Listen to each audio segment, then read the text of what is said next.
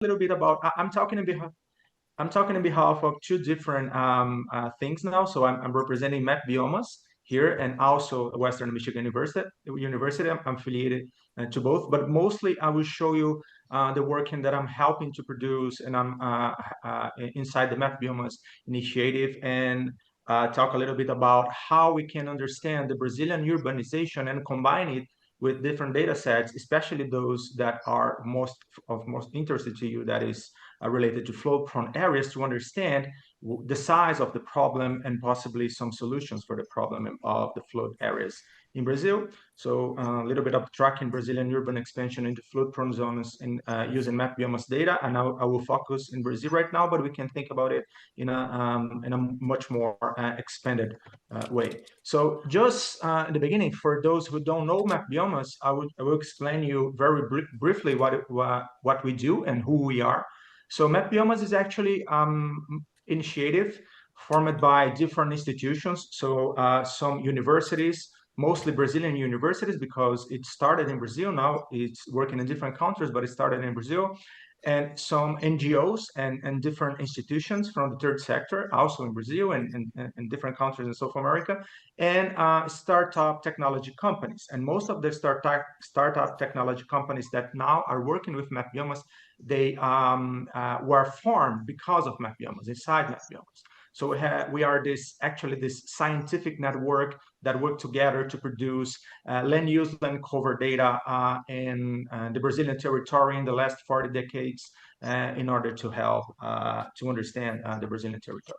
So we have some institutional partners, some technical partners, and the most important part, we have the donors that keep the work evolving. So we have the money coming from these different partners that make it possible. So we are about 500 people working in MapBiomas right now. So what I'm showing here is not just my work, but it's a work made by a lot of different people working in a lot of different areas in Brazil and outside Brazil to produce the data sets that I'm trying to explore a little bit more with you today. So the purpose of MapBiomas, and just for you to understand, biomas in Portuguese is the word for biomes in English. So MapBiomas, it's the idea of map all the biomes in the Brazilian and what's happening to the Brazilian biome. So everybody knows the Amazon, but we have 6 different biomes. So we have Caatinga, Pantanal, Pampa, and Cerrado, and the other biomes that are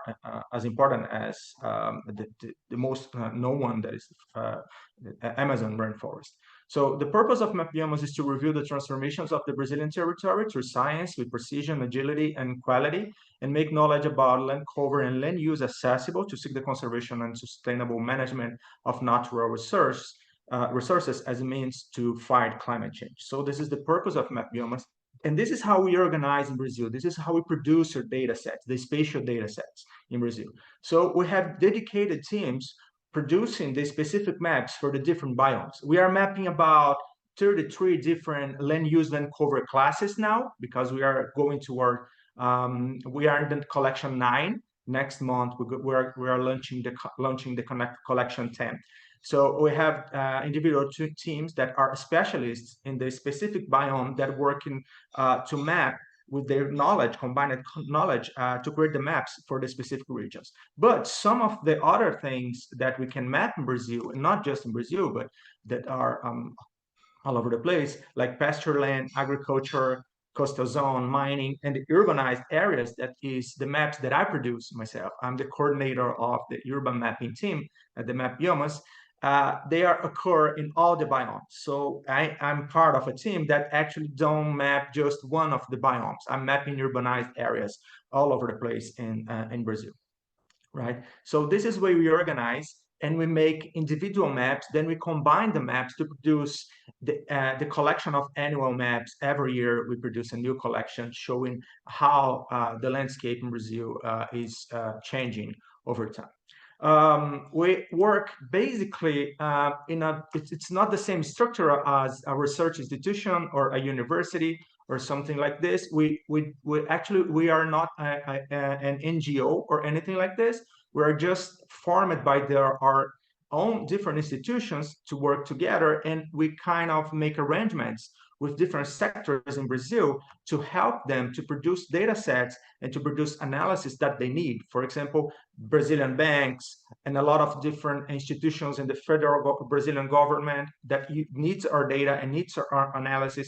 So we kind of produce the data sets in a way that all these institutions can access it and use it in different ways through APIs, through downloads, and other different things.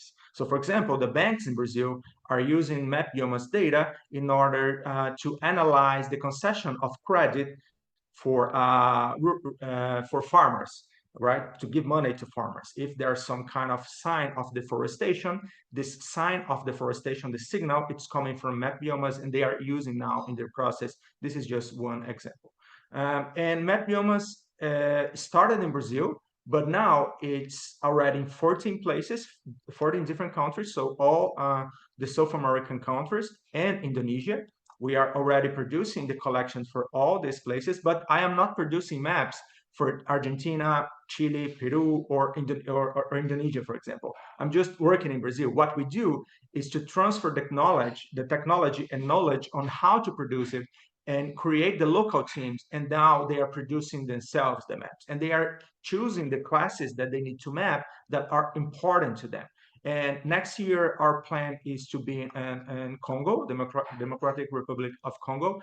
India and possibly Mexico will be part of MapBiomas next year also. So the idea is to be present in 70% of the tropical countries by 2030. And this was the deal with the Teddy Audacious project that we are running now, right, with their help. So from a methodological standpoint, the way MapBiomas works, we are divided in teams, different teams, mapping different areas. Then we combine the maps in different countries. Then we can combine all the maps from the different countries in a single one. But independently of this arrangement, all the teams, they follow a very similar structure. Because it's a huge area to map, because it's a lot of data sets and a lot of people to work together, right? We need to work in a cloud computing environment. So the Google Earth Engine is our platform. Everyone is using Google Earth Engine platform together and producing the maps using Google servers. So basically what we do is use time series. We use two different satellites nowadays, that is Landsat data and Sentinel-2 data. So we use time series. We are working on pixel level processing. So we know the story of the individual pixels for the entire Brazilian territory, because we classify the individual pixels 1 by 1, 30 by 30 meters, right? So just for you to have an idea, to cover the entire Brazilian territory, we need 9.8 billion pixels. So it's a lot of things, a lot of data to process. Imagine a time series, how much it is. And we use machine learning and artificial intelligence. So we have two different algorithms that we are using more often now, that it's random forest, and some of the more complex classes, we are using deep learning approaches also. And what we do is to create the annual mosaics, and then on the annual mosaics, free of clouds and shadows and so on, we classify them to use the sample sets, and we train the algorithms and we create the classifications, and to create a stable classifications that we call collection, in order to compare the maps over time to calculate greenhouse gas emissions and forest transformation and so on. We need to apply some temporal rules and some spatial rules that we call a spatial and temporal filter to make them comparable. And then we integrate the different maps in the single one with all the different territory classes that we classify. And from that, we can see what is changing, what we call transitions. For example, deforestation, that is a big deal in Brazil, not only in Brazil, but in all the global South countries.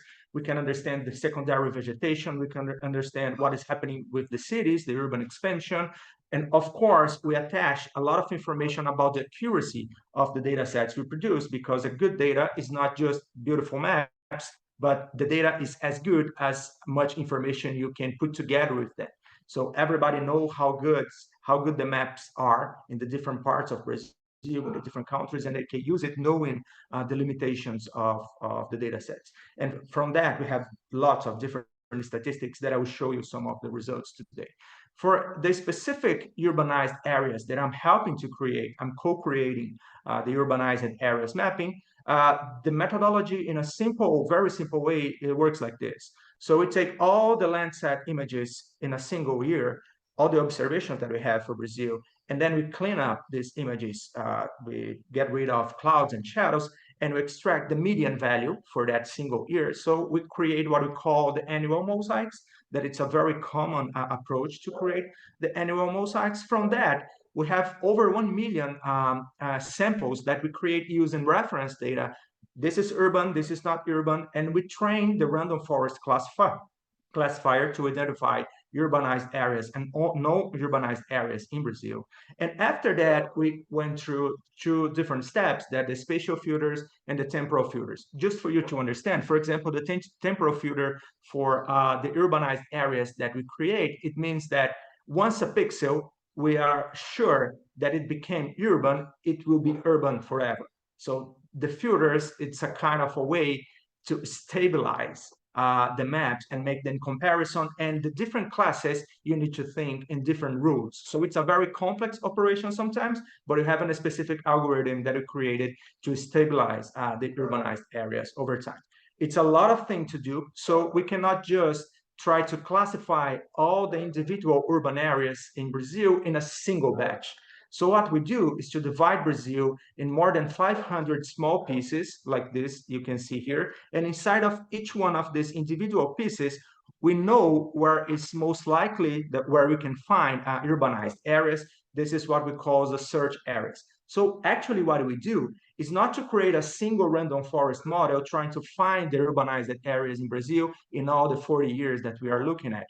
We actually create a lot of small random forest models that are running locally in 4x4 like this, and then we put together the results, because we cannot transfer the knowledge that it's being learned by random forest in a part like in the north, the cities and the slums and all the other urban types in the north, like in the Manaus, Belém, are very different from the cities in São Paulo. So we cannot just transfer knowledge. So we need to divide in small models and then to combine the results of a single one to avoid misclassification. So it's improving a lot.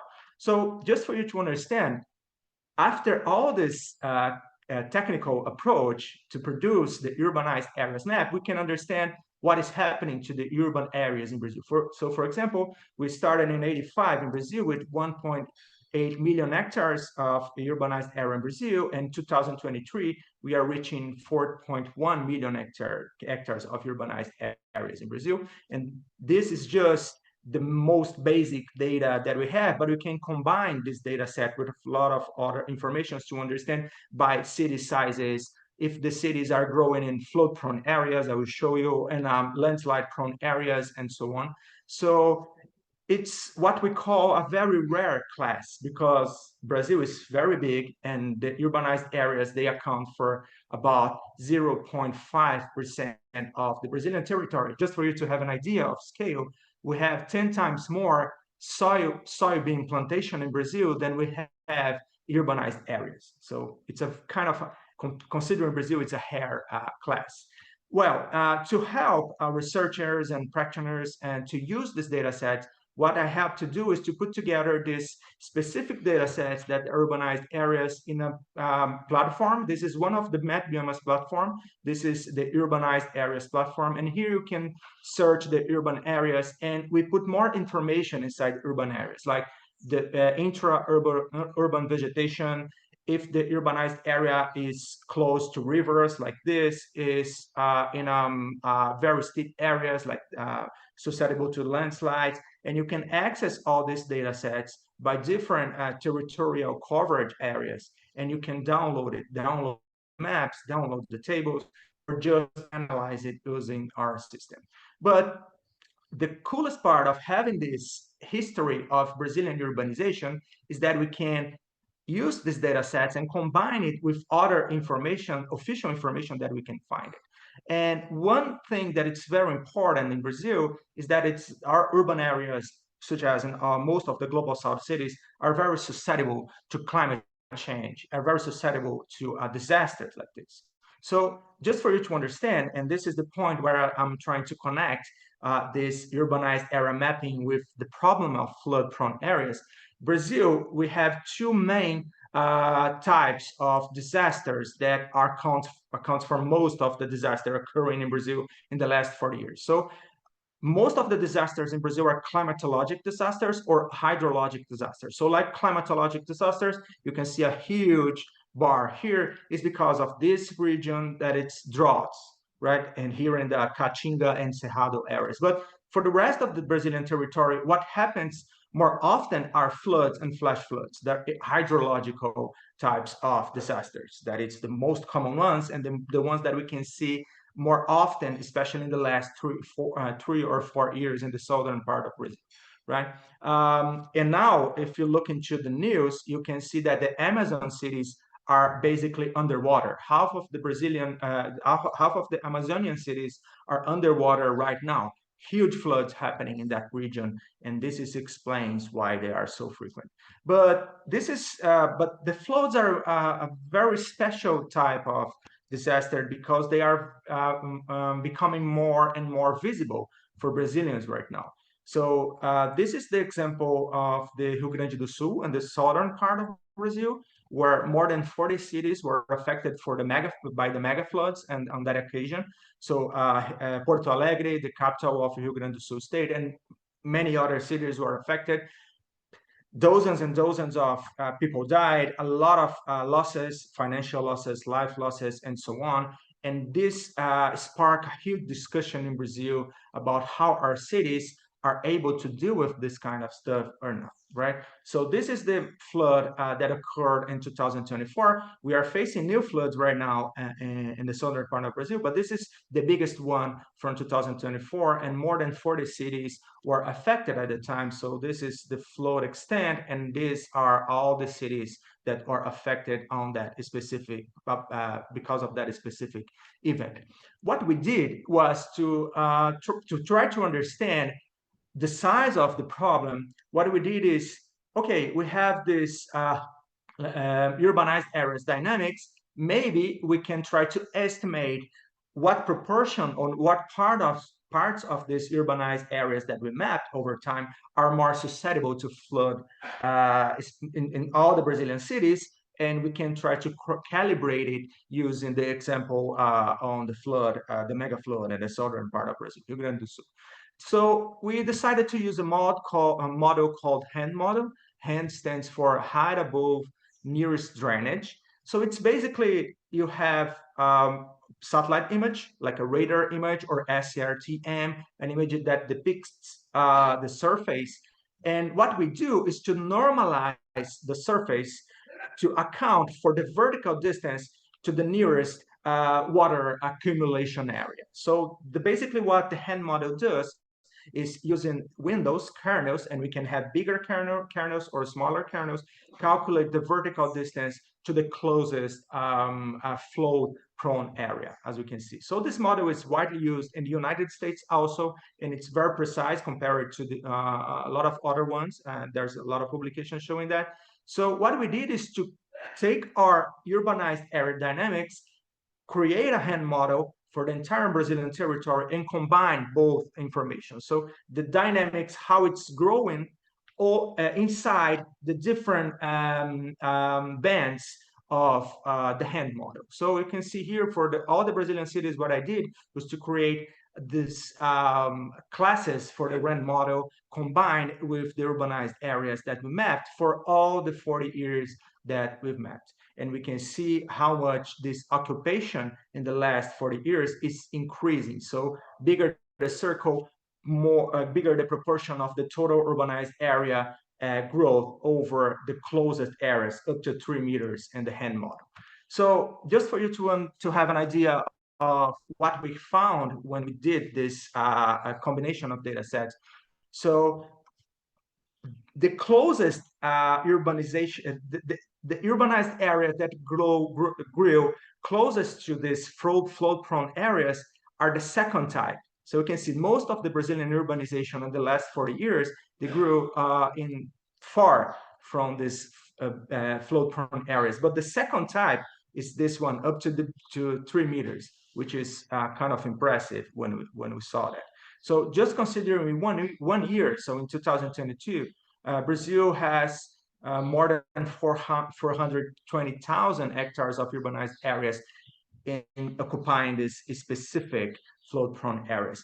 And for you to understand, it's about 11.5% of all the urbanized areas growth in Brazil in the last 40 years were right here, very close to vertically close to the rivers and other water bodies. But there's one more layer of complexity to that. For in the favelas, for example, that are the slums, the informal settlements, this rate of growing in these flood-prone areas is even bigger, 70.3%. Just for you to understand what we did to calibrate to understand if we are capturing the real extent of the damage using the hand model. What we did is, this is one of the cities affected by the floods in Rio Grande do Sul in 2022. We took all the damaged buildings that were mapped by Federal University of Rio Grande do Sul and compared to the model that we created. What we found is that 80% of all the damaged buildings were inside that first 3 meters of the hand model. So we can account for 80% of accuracy using the hand model in these regions. But the other side of it, like I said, when you look into the entire urbanized areas, is one thing. But I want to try to understand it. What parts of the urbanized areas in Brazil have been more affected by the floods? So looking again in the cities affected by floods in the Rio Grande do Sul region, you can see that the proportion of slums that were affected by floods compared to the proportion of non-slums, the formal urbanized areas, it's much bigger. So some of areas, more than 40% of the total exposed area that were affected by the floods in the Rio Grande do Sul are actually occupied by slums. And this is another problem. So it's it's a different distribution of the impacts. So the poorest population is suffering more, and we can see it through the satellite data that we produce. So the problem, we know it, but it's bigger. So just for you to understand, in Brazil, 47% of the municipality don't have any kind of master plan. We have 5,700 cities in Brazil. And for those who have some kind of master plan, just less than 30%, they are addressing flooding in their documents, and less than 15% are considering landslide risk in their documents. So more than 50% of the Brazilian cities who have master plans don't account for any kind of disaster planning or risk management in their plans. And Brazil was very affected. There's a lot of floods happening in Brazil in the last 10 years. So out of more than 90% or 90% of the Brazilian municipalities were affected by disasters and lots of decrees of emergency, public calamity, and so on. And Brazil is the 70th country in the world with the most deaths caused by floods in this century. And this is the size of the problem in Brazil. This is what we need to address using the data sets. Well, what we did in that occasion, just for you to understand, was and I can show you the tool later, we can access together. If I start to show you right now, it would take a lot of time. But we put together all the information that we have and produce, and we do it for a lot of stuff. We produce a very quick rapid response toolkit. So we calculate the flood stand, like you saw before, and we compare it to the urbanized areas and all the other land use and cover types to understand what was affected by the floods at that time. And we put together this small application where the users can interact with that, the planners, the municipal governments, and so on.